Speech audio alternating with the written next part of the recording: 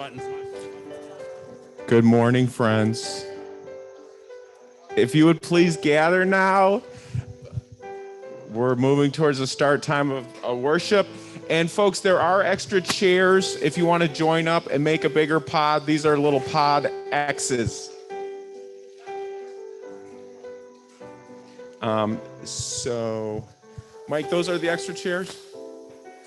Okay, so just make yourself comfortable. Okay, that was easy.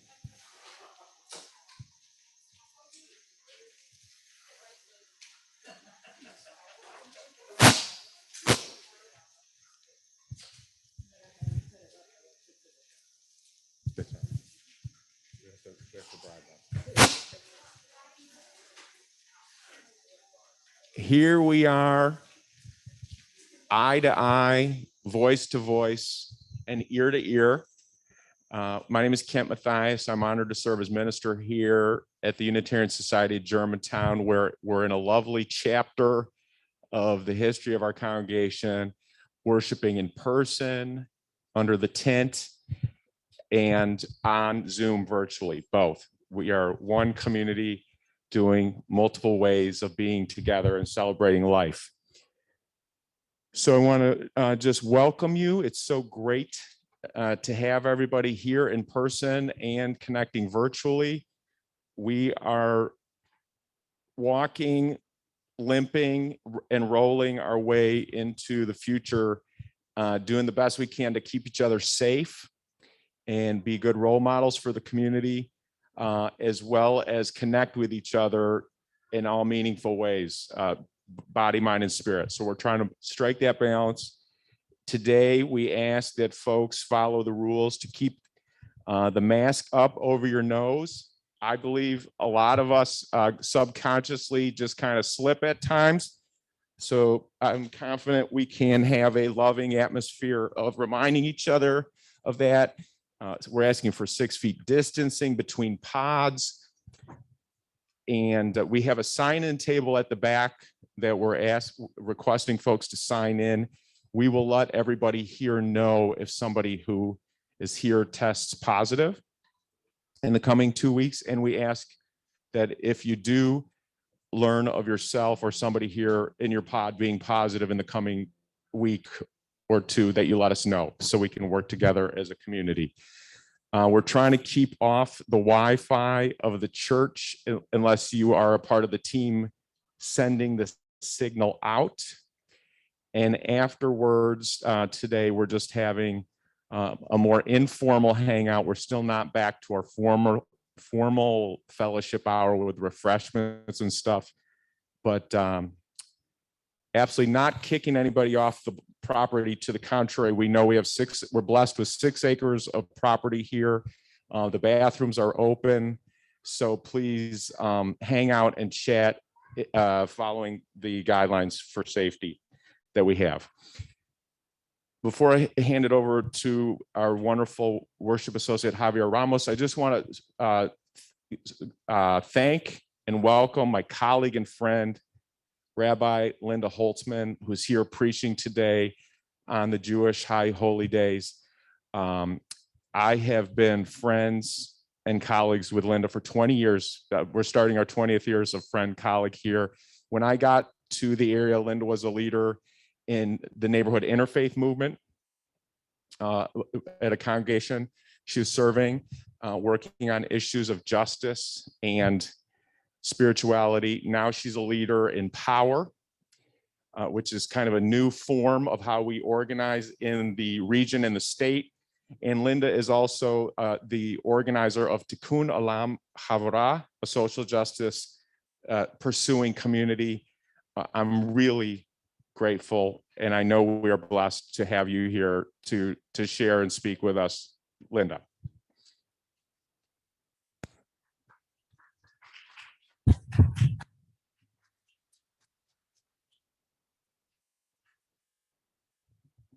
All right, good morning, everyone, and welcome to the Unitarian Society of Germantown's virtual and tented sanctuary. We are glad to have you joining us, whether that's here in our tented sanctuary following USG's COVID safety protocols, or from home on Zoom. I'm Javi Ramos, and I'm the worship associate for today's service. Before we begin the service, we have a few verbal announcements. For more complete listings, you can check out USG's website and newsletters.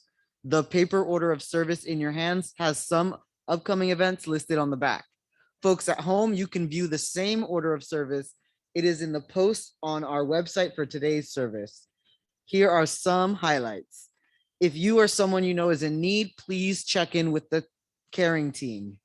After the story for all ages today, children will be hummed out for fall games and crafts for the spirit.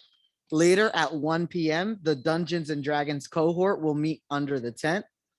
Adults, if you are new to UUism, check out UU 101, offered every month at 12 p.m. on the third Sunday, but you do need to RSVP ahead of time. At 2 p.m. today, you can join one of USG's most vital groups, the Ending Racism team, and talk about your ideas for the upcoming year. Tomorrow evening at 7 p.m., the Earth Spirit Circle will celebrate the autumn equinox on Zoom. We offer many groups and events, including many mindfulness ones. For more info, you can go to usg.uu.org and click our events and news and events tab. Finally, before you leave today, please return your chair to the racks or do what you can to help us fold our tent. Then next Sunday, come early between 9:15 and 9:30 to give Mike some love and help set out the chairs. Now, let us turn our attention to the here and now and to our spirits as we begin our worship service.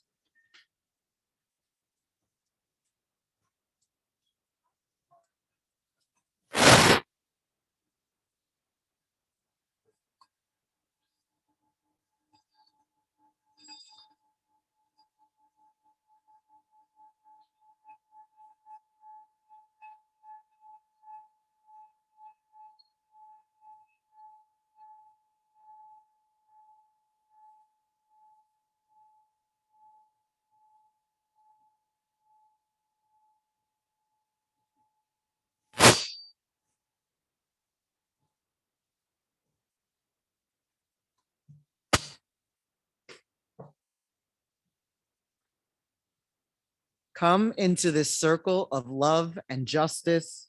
Come into this community where we can dream and believe in those dreams.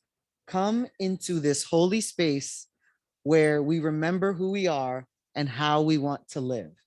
Come now and let us worship together. We now light the chalice, a symbol of our faith and community, with the following words by Eric Heller Wagner. Blessed is the flame that burns deep in the soul. It is the flame of the human spirit, touched into being by the mystery of life. It is the fire of reason, the fire of compassion, the fire of community, the fire of this wind right here, the fire of justice, the fire of faith.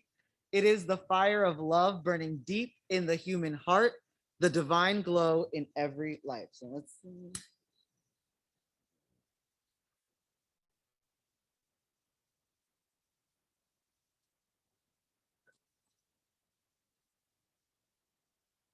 All right.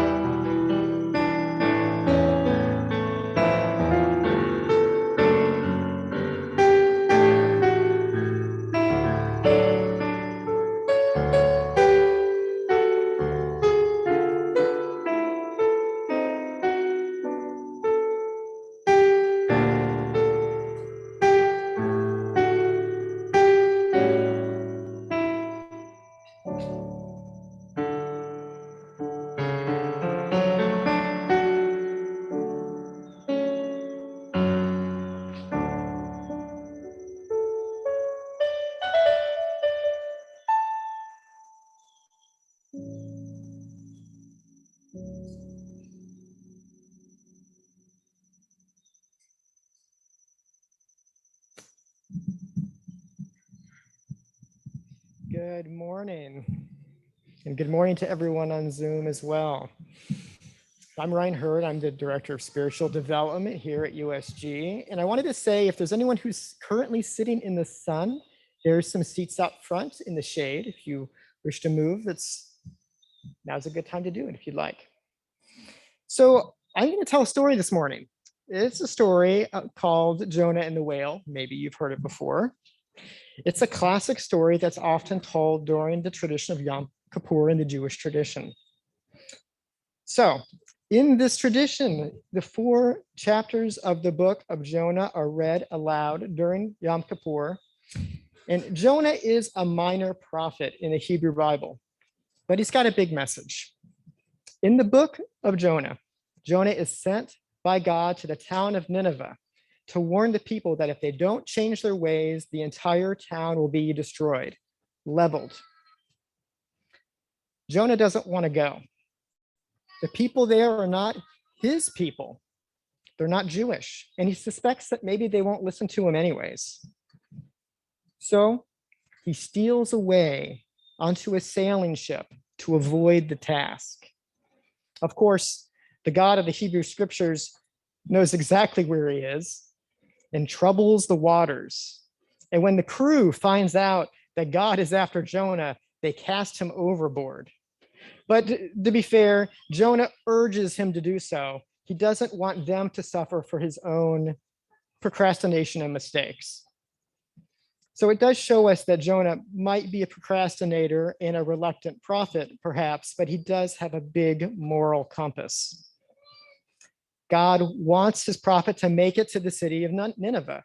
So he provides a big fish to swallow Jonah up and keep him for 3 days and 3 nights. And just a quick translation note, the original Hebrew doesn't really say what kind of fish that it is. So maybe that's why we've heard it's a whale. Let's call it a whale. So 3 days, that's a really long time to be in the belly of anything. It's just enough time to think about what's at stake. It's a solemn period of reflection for Jonah, and this is actually one of the spiritual practices behind the tradition of Yom Kippur. So when the whale finally does cough Jonah up again, God sends him to Nineveh, and this time he goes. He gets a second chance to live his best life, this life of service. And there he warns the people that they must change their ways or suffer the consequences. Lo and behold, they listen. They're not destroyed, and they live anew. But Jonah is the reluctant prophet. He doesn't seem to understand this turn of events. He would have it that the Ninevites be punished for being so bad in the first place. He would have preferred that God not give them this second chance, not recognizing his own second chance after his time in the belly of the whale. Jonah gets angry and basically goes away on a hill to be alone. The end, or is it? I want to draw attention to how in this ancient tale, God is gracious, patient, and generous, and knows the human heart inside and out. And in this way, the Hebrew God makes room for all people, the Ninevites and Jonah, to make mistakes, to change their ways. And as listeners, as readers of this tale, we can only hope that Jonah eventually understands something about this boundless forgiveness, right? This boundless love, and rejoins God's people as such. So my wondering question today for you is, how in our own lives can we be more gracious, more patient, and more generous in our daily lives, right? How can we give people the benefit of the doubt and give folks a second chance when they've done something that we don't quite like? Here's the hard part of the reflection. How can we extend this grace to ourselves? How can we give ourselves time to reflect and try again, to trust that we are doing the best we can with what we have, that we are enough, and that we are loved. Blessed be. We will now hum the children out for crafts and games of the spirit in the Grove, and y'all are welcome to join me. Parents are welcome to join me too if you'd like.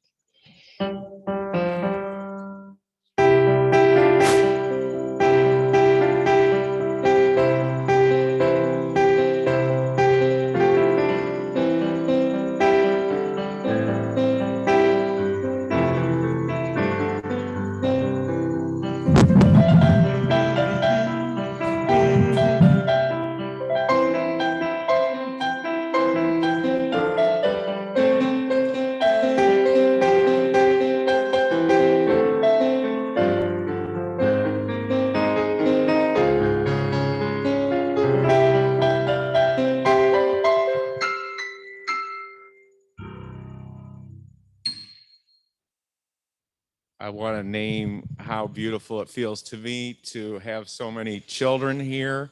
For me, I just think this worship under the tent can be an act of movement. We can have less stationary, just pick your spot and stay. And I think the movement can be very respectful. So including folks who feel it's too much sun, please come up front. And I do want to name, I believe, is this Baby Justice's first worship in person at USG? So up front, let's give a shout out for Baby Justice.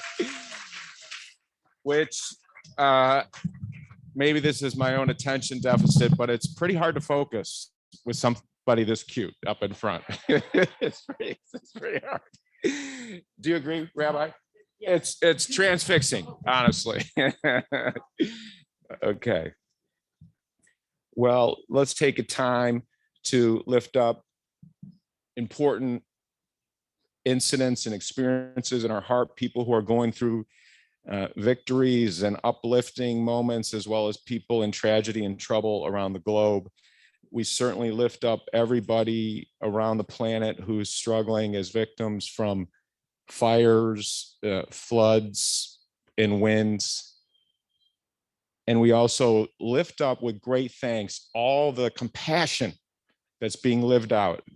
I think if we focus on all the ways in which the human family is reaching out and trying to help and staying connected to help our fellow human family get through, it's so uplifting to see all those examples all around the globe. So we give thanks.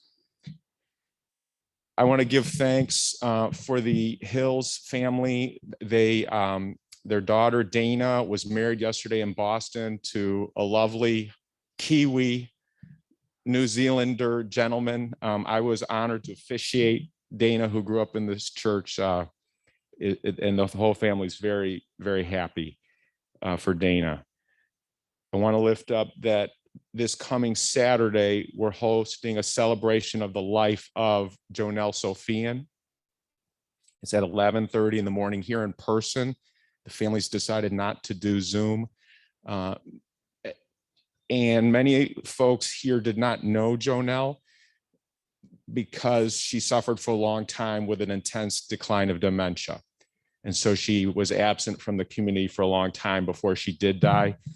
Jonelle was a gracious, kind, good human being who many of us were blessed to have in our life. So I want to lift her up. We are deeply honored and enriched as Unitarian Universalists to celebrate the Jewish High Holy Days with folks around the globe at this time every year. Many of us do not describe ourselves as Jews, although some of us do. So we come at this with an attitude of learning and openness and gratitude to be alive in this Judeo tradition. With that in mind, many Unitarian Universalists around the globe are reading this prayer and meditation for my friend and colleague, Reverend Elizabeth Strong, this morning. So I do this as a way of connecting us with others around the globe. Please join me in the spirit of meditation and prayer. Here we are. We have returned again to this time of atonement. Time to look back over our lives this past year and face the realities of when we have fallen short of the aims set forth in our moments of high resolve.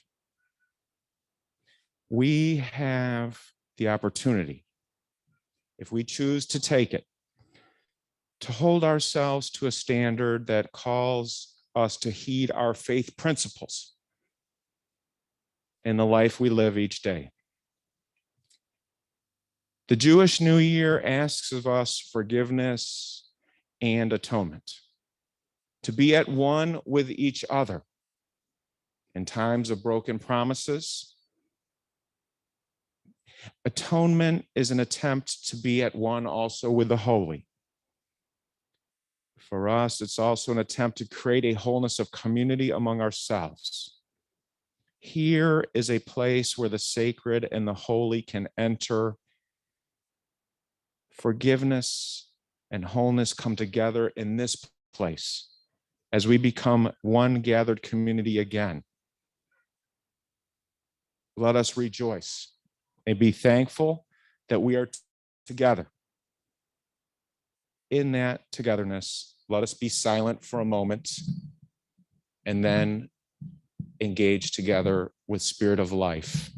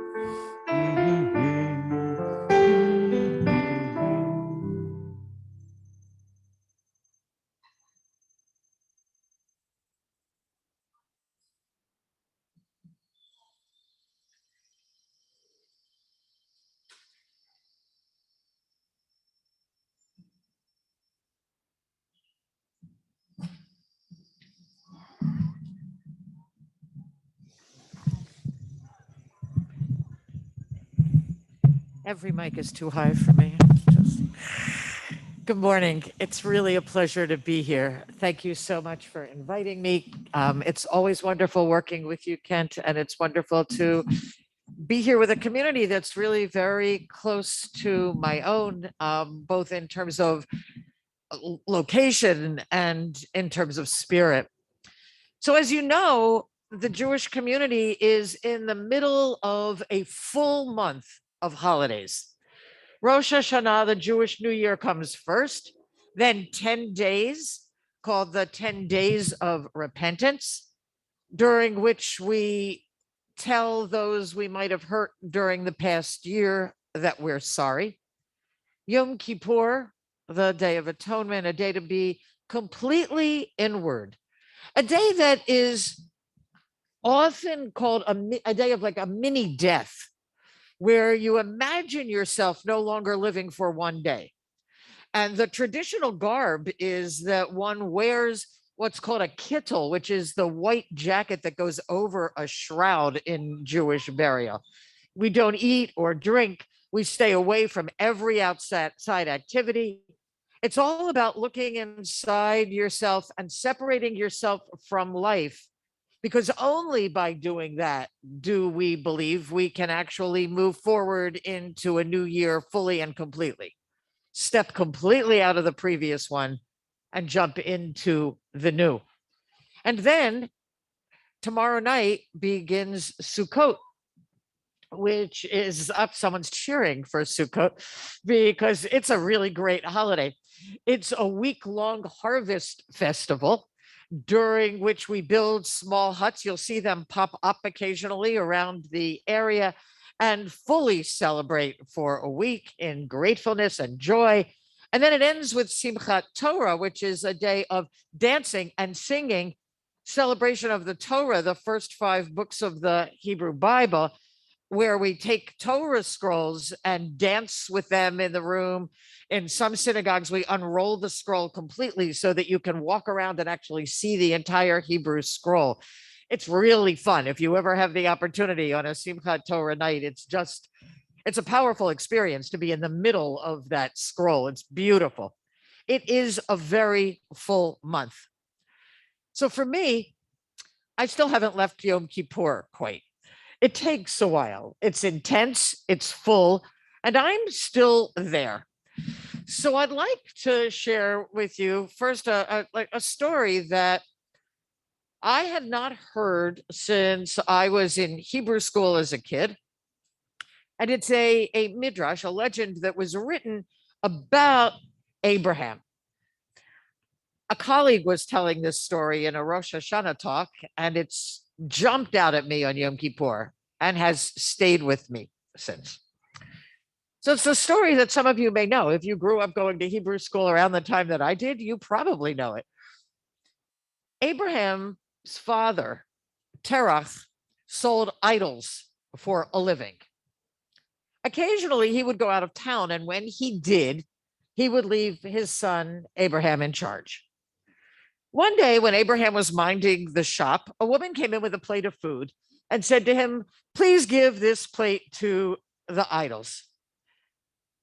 As soon as the woman left, Abraham looked at the food, looked at the idols, took a stick, smashed all of the idols except for the biggest one, put the stick in the hand of the biggest one, and the plate of food in front of it. When his father, Terach, got home, he was stunned. "What in the world happened?" he said. "Well," said Abraham, "I'm really sorry, but a woman brought these gifts for the idols and everybody wanted it, but the largest idol said, I want it. I want to eat first." And he took the stick and smashed the others. Right. So you're laughing, as did his father almost laugh and say, "Abraham, don't be absurd. Idols can't move. They can't speak. What are you talking about?" And Abraham said, "Do you hear what you just said? If they can't move, if they can't speak, how much power can they really have? How can we worship them?" So Terach, enraged, sent his son away. Well, the story is from a book of Midrash from about 1,500 years ago called Bereshit Rabbah. And it's an origin story. It's a story of how Abraham started his journey toward the idea of one God. He is always seen as the hero of the story. And when I was in Hebrew school, we spent all our time talking about Abraham and how smart he was and how clever he was. But what my colleague said this year that struck me is, do we ever think about what it was like for Terach, for his father? What did he experience? How did it feel to him to come home and find his livelihood and everything he believed in completely shattered? This story came to my colleague because she finds herself, and I realize I find myself, aware of how much of what I have believed in life being shattered in our world. So much of what we think of as the vital parts of our world have been shattered.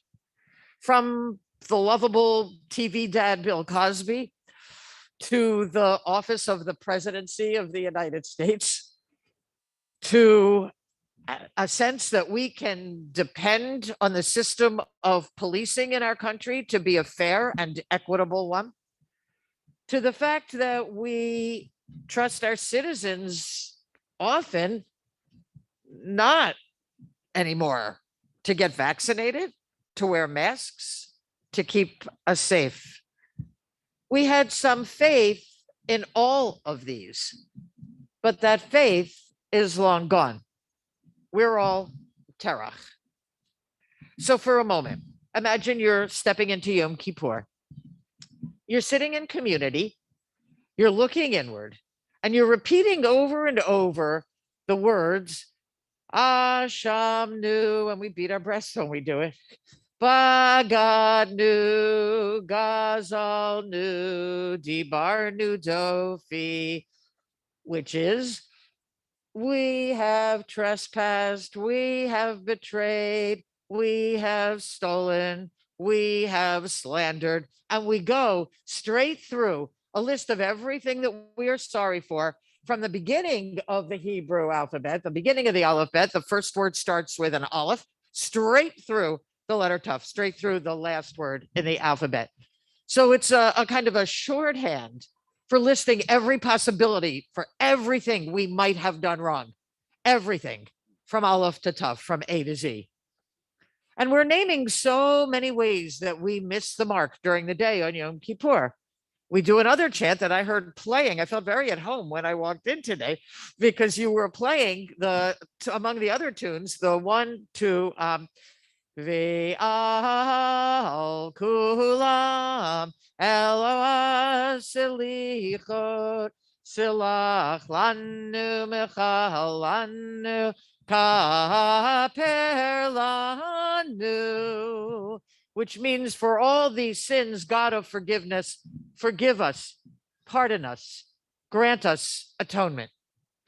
We do this over and over again all day as we meditate, as we go inward. So what strikes me as interesting every year is that lots of people in my community don't really even believe in God. Many don't see God as an outside force, as something external or on high, but see God instead as a power within us that unites us and that moves us. If that's true, what are we doing? What are we asking for forgiveness for? Like, who are we asking to forgive us if we don't see an external God, but something interior, something within our being? A few days before Yom Kippur, when I read this story of Abraham and the idols that stayed with me, I kept thinking about idols and about how important it was in Yom Kippur this year. Holding something as an idol, a serious misdeed in Jewish tradition, for me, means keeping something on such a high pedestal that I don't let myself ever look at it fully or honestly, that I don't ever criticize it or see it in all its imperfections. Only by smashing my idols, by revealing their truth, can I look into myself fully and see my own truth. And that is what I think Yom Kippur is all about. Not confessing to something outside, but letting myself know fully what is going on. This breaking down of those things that have been idols, that have been seen as perfect, but clearly are not, needs to happen on a world level, needs to happen on a community level, and needs to happen on a personal level. So starting with the world level, for me, of all the idols in my life, the one whose shattering came the hardest was my deep and fervent belief in the perfection of the state of Israel. I grew up in the 60s. And when I went to college in 1970, I was very ready to look at the United States and all its imperfections.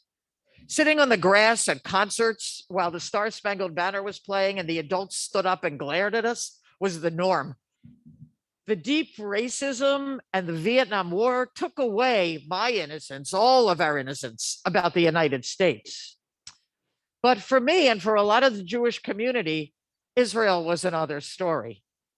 the kibbutz was the socialist ideal. I completely believed that there were no Palestinian people hurt as the state was founded, and that wars in Israel were only fought because of anti-Semitism. And now, as Israel makes life impossible for the people of Gaza, leaving them no clean water, no adequate food sources, almost no electrical power, and no access to the rest of the world, that idol shatters more. As life on the West Bank becomes more and more untenable, that idol shatters more. This idol is just one that for me has been a powerful and painful one to destroy. And it hasn't been easy. I still have moments when I can feel a glimpse of joy in the Israel that I believed in completely when I was 16 and went there for the first time. But even when that's true, it's now always tinged with a kind of sadness. And this is only one. There are so many idols in our lives that just need to be brought down to size. So what do we do with these idols that we're shattering? Is there any way that we can find peace with their shattered pieces? What can we do with our outrage, with our anger, with our despair? I imagine Terach looking around the room at his shattered idols and first feeling fury at Abraham. How could he have done such a thing? But then feeling anger at the idols themselves. How could they have lied to him in that way? And finally feeling shame. How could he have been taken in by something false? How can we? Martin Luther King said that the arc of the moral universe is long, but it bends toward justice. This is a very Jewish sentiment. At the heart of Yom Kippur is the belief that we can and should challenge all our idols, be ready to smash whatever is not just or decent, and know that even if it seems impossible, there is an ever-present movement toward justice. We need to know that, and we need to hold that within ourselves while we take the day to take things apart. Because we need to be ready to put them back together in a new, realistic form. Coming back the day after Yom Kippur means starting anew and includes a commitment to continuing the work toward justice that the God within us or around us demands. So how? You spend the day looking at everything as thoroughly as possible. How depressing. How do you keep up the work after that and not give up? These are such challenging times. There's so much injustice to right. How can we not give up? Well, two concepts came to me on Yom Kippur.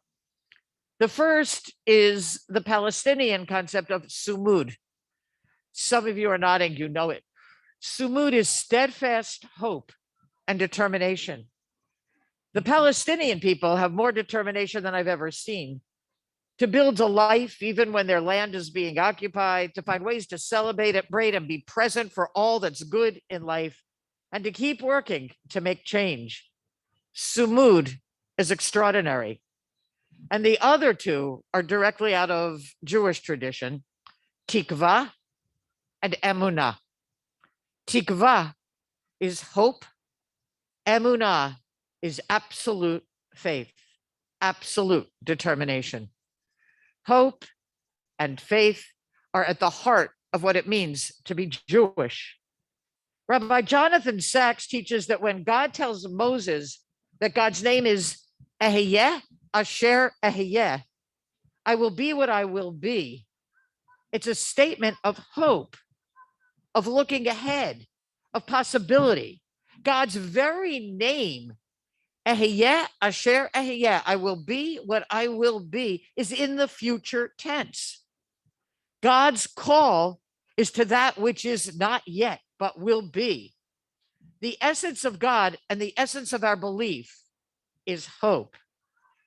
When the Torah ends, the first 5 books end with the people not yet arriving at their destination in the promised land, It's a statement of hope and determination. There will be a future for this people, but it's still unknown. And when the whole Hebrew Bible ends without a clear ending, the Israelites are in exile again, this time in Babylonia. They're just getting permission to return. Nothing is definite or assured, but there's absolute hope.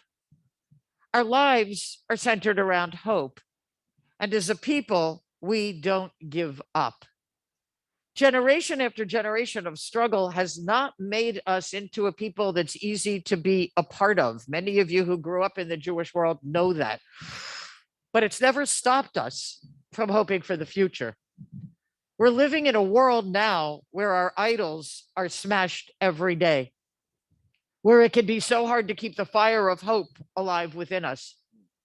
And to know that we're not just creating new idols, new falsehoods to be shattered, but the key to maintaining this hope, this tikva, this emunah, this sumud, is the knowledge that all we're working for is based on justice. All we're working for is, however slightly and sometimes hard to see, bending the arc of the universe a little bit. If we know this with all our heart, we can hold on to that steadfast hope. We can keep working. Thank you.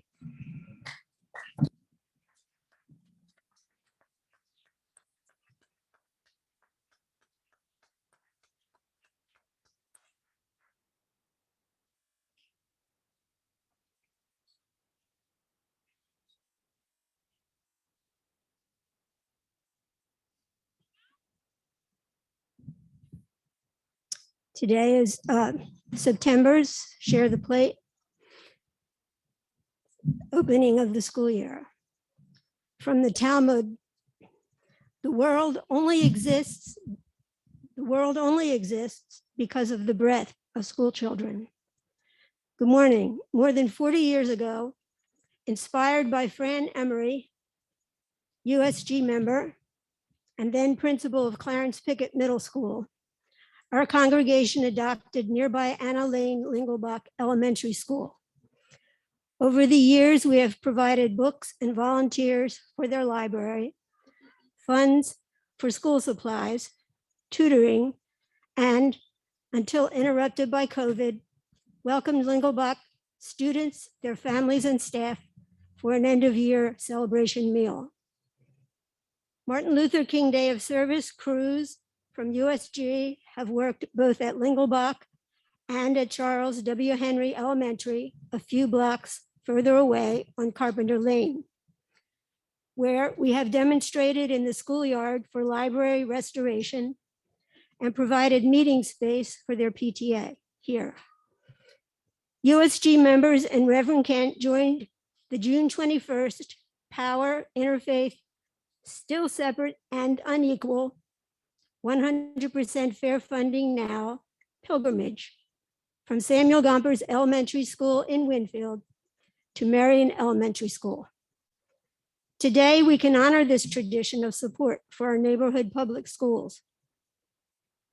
Pennsylvania's Constitution states that the General Assembly must provide a thorough and efficient system of public education to serve the needs of the Commonwealth. Yet, we rank 45th nationally in state support of public schools. And Pennsylvania school districts with above average population of students of color receive less state aid per pupil than districts with above average white populations, even when poverty levels are similar. The lawsuit arguing for remedy begins in Harrisburg on November 12th, and Power Interfaith vigils and actions will follow on way overdue Wednesdays. Stay tuned.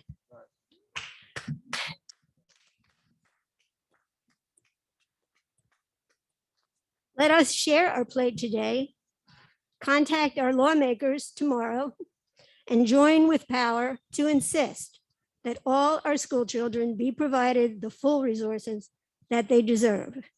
The world exists only because of the breath of school children.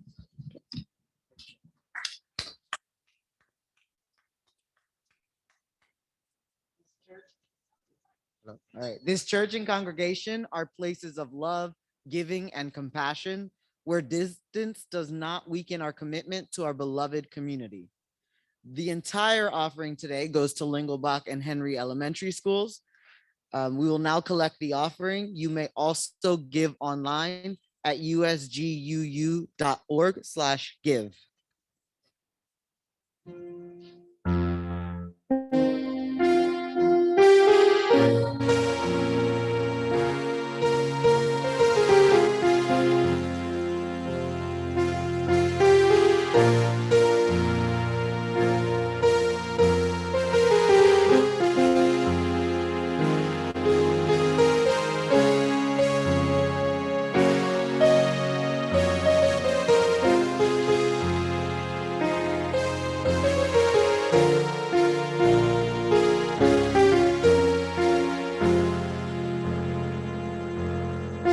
And people, you can hit the boxes on when you leave, according to Kent. The boxes on the side, not hit them. Put your money in them.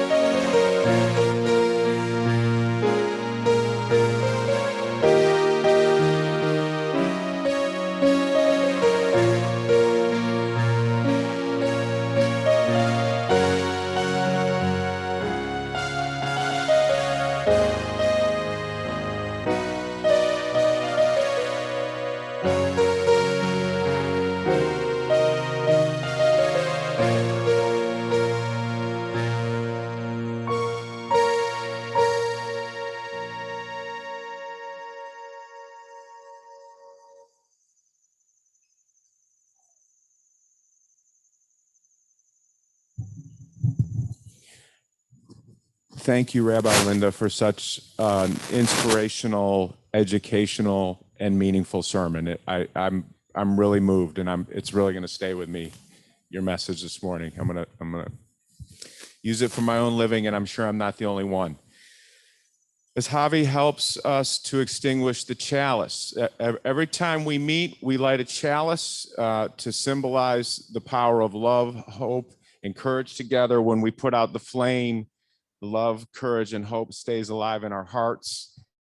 As we go out today, may we hold some of the energy and inspiration from today that helps us move out of how we get tricked too often in thinking we're separate from one another, so different from one another.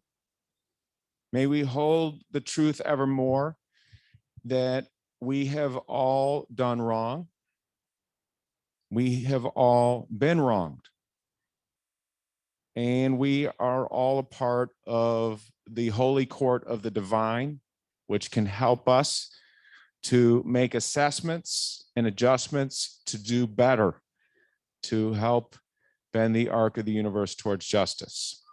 May we feel at one with our entire human family and all sentient beings. Blessings be.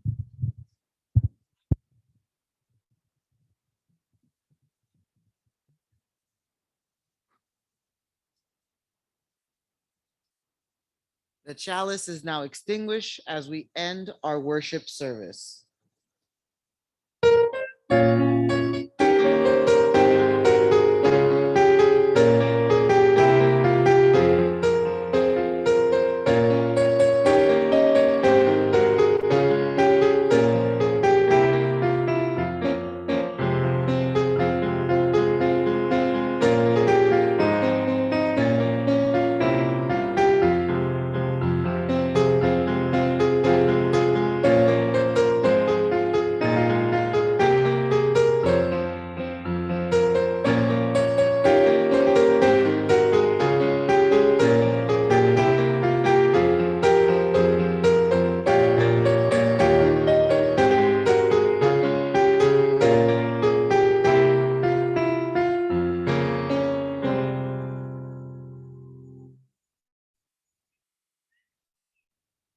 If you are on Zoom, you are invited to join a breakout room for fellowship. If you are in person on the USG grounds, please make use of the large campus to chat with visitors and friends while being mindful of COVID-safe protocols. Again, we would really appreciate your help in packing up and returning items to the building over there. All right, blessings to all in the coming week.